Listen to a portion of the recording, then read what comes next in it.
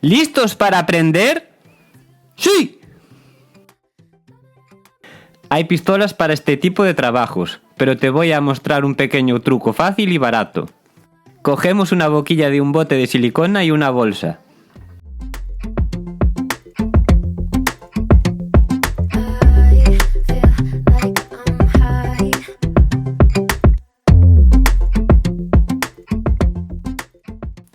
Hacemos un poco de mortero del color de la piedra.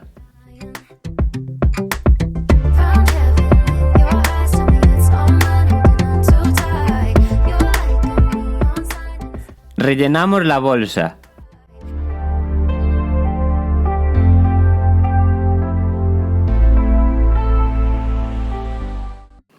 Ahora simplemente lo vamos echando despacio.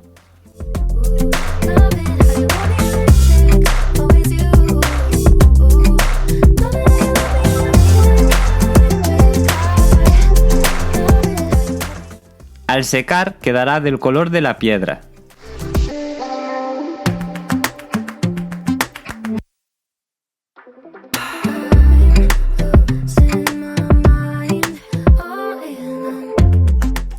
También lo puedes hacer con pasta de agarre para pladur.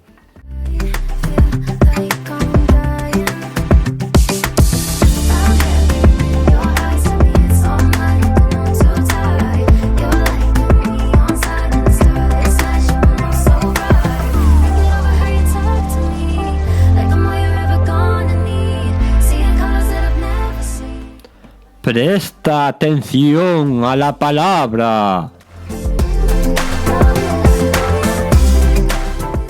O podemos usar un sellador. Puedes escoger el color que mejor te venga.